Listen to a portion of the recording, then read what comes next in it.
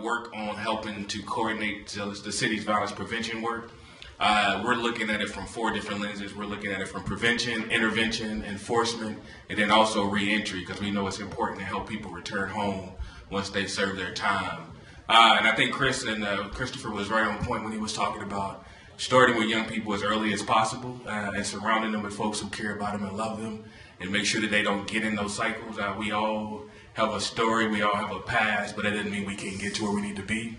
So I just think we've got to give folks second, third, fourth, and fifth chances to figure this out, because we all don't get through this life unscathed, and we all don't get through this life without making mistakes. Mayor Fisher is very concerned with what's going on in the city, but we've got a lot of good stuff and things in place. And we also understand that when we started this work, it was not going to turn around overnight, that it was going to be a long-term process, that we were going to be at this for a long time.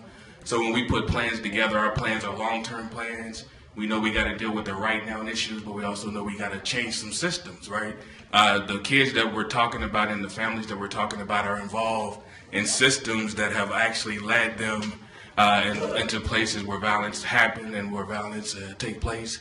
So we know we got to change the school system. We know we got to change the court system. We know we got to change a lot of even the juvenile detention system and all of these things that are taking place, laws and policies that we got to start thinking about. So it's not just about programs, even though programs matter. We know a lot of our work is around policy work. How do we change policies? How do we become more of a compassionate city? How do we understand when we see families that are in crises? How do we intervene and intervene long term, not just for short term and putting Band-Aids on? We work real close with LMPD, but we also know that when LMPD shows up on the scene, it's a little too late. Even though they have programs that help, keep kids out of the pipeline. So we're just really, kind of excited about where we're headed as a city. We have been able to secure funds to help with some right turn mentoring program, working with young people between the ages of 16 and 19. It's at our Kentucky Youth Career Center. Sean Gordon is one of the case managers back there. And it really is working with young people who have had a run-in with the Juvenile Detention Center, helping pull them out of that system, connect them to a case manager, get them connected to a mentor, and then also help them figure out what their next step is around education and employment, and really working hard with that. We're working close. So I think Renee and Chris both talked about mentors and trying to get young people connected to mentors. You all know that we have Big Brothers, Big Sisters. We have a number of mentoring programs. Big Brothers, Big Sisters constantly has a waiting list of about 400 young people. And most of those young people happen to be young men. And out of that young men, most of those young men happen to be young men of color. And they're always looking for mentors. And most young people don't care who you are, what you look like. They just need to know that you love them and care about them and that you're going to be there for a long haul. So, and I think one of the things Chris also said is this 18 to 35-year-olds, not only are they in danger of the violence, they're also raising our next generation, right? So they need help on a couple of levels. They need help getting pulled out of the system of violence, but they also need help on figuring out what to do with their kids so that they can help them not get in the system as well. So we got to look at this from a 2-generational approach, sometimes a 3-generational approach. Yeah. This is never just about the kids, it's about who they're connected to as well. And I think sometimes we get lost in our youth work around just focusing on young people and not focusing on where they come from and who they're with as well. So we got some work to do there. But I am stay hopeful. I stay excited about the work, because I know our young people need us to stay that way, and they need us to be hopeful so that they can be hopeful, but they also need us breaking down doors and opening up spaces for them consistently, and not speaking for them, but speaking with them and helping them speak with us as we go about doing this work. So I'm just thankful that Doug is doing this. This is the 6th one. I try to be at all of them if I can. I was with him at the first one at Lexington, and he is very persistent, consistent, and he pushes this so that people come, and this room should be filled because we all have a role to play. We all should be concerned about what's going on with our young people, not just our young people in West Louisville, but all over Louisville and all over this country, because when we talk about who we're losing to violence, our young people are heavily impacted by that. So I just thank Doug and his team for consistently putting these things on, keeping the message out there.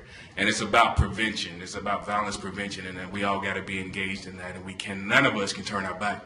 And I know that you all are here because you care deeply about it. So next time Doug put this on, when we all show up in the room, we should all bring 3 or 4 people with us and make sure that we pack this out so that it's standing room only, and that everybody understands that the calls for change takes all of us to make this happen. So thank you all for spending your Saturday morning here, and thank you, Doug, for allowing me to say a couple of words.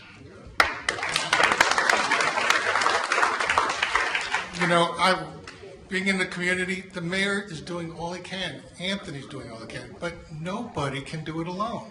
No, I mean, Congress can pass violence is pretty much already illegal. So it's obviously, I mean, thou shalt not commit murder. I mean, I think that's 5,000 years old. I mean, so that's not the answer, it's laws.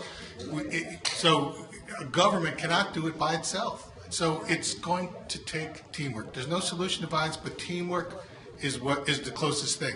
Now, Anthony's in this compassionate city, I think hits the nail right on the head. So many kids don't know compassion, they don't know kindness.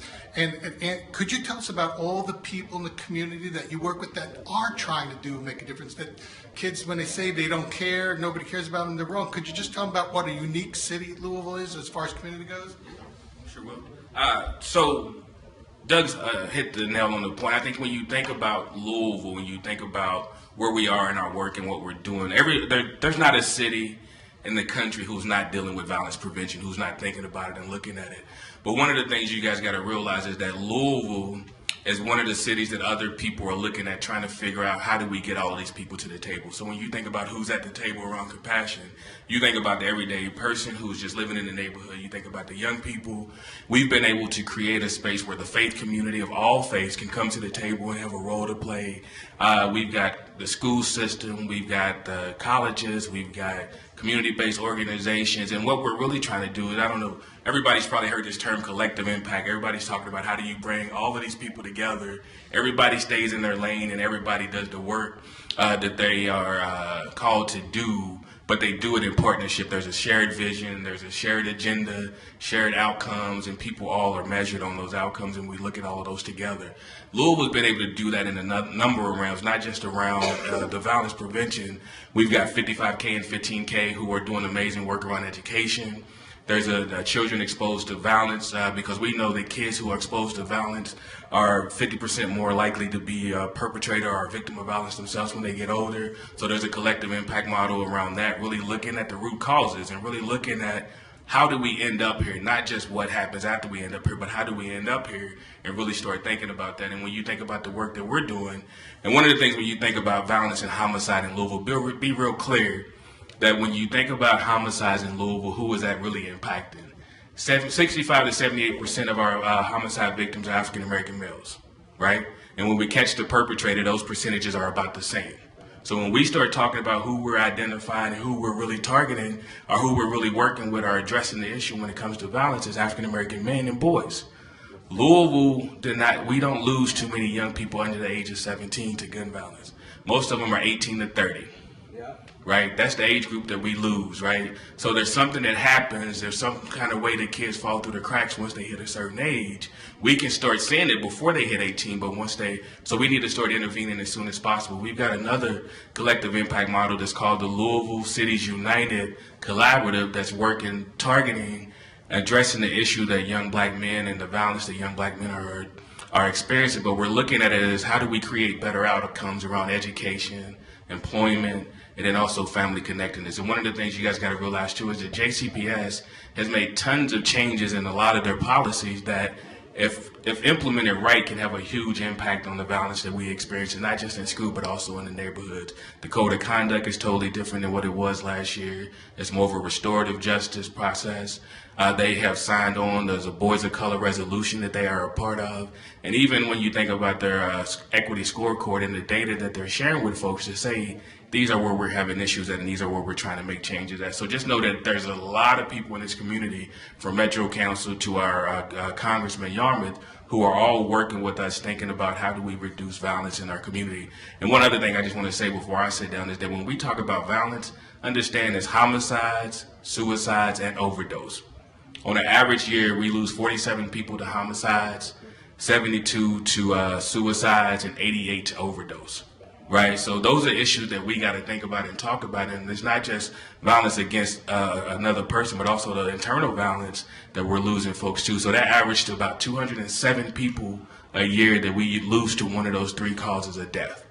right? So there's some work that we need to do, and there's some things that we need to start thinking about, because we need to understand, why would people get to a place where they want to take their own lives? And then also the drugs and things that are in our community. When you think about heroin and people not being able to really regulate that, and really we're dying from that, we just got a lot of work that we need to do, and just understand that homicides are not the only way that we're losing people to violent deaths. There's other ways and things that we got to talk about too. So thank you all again.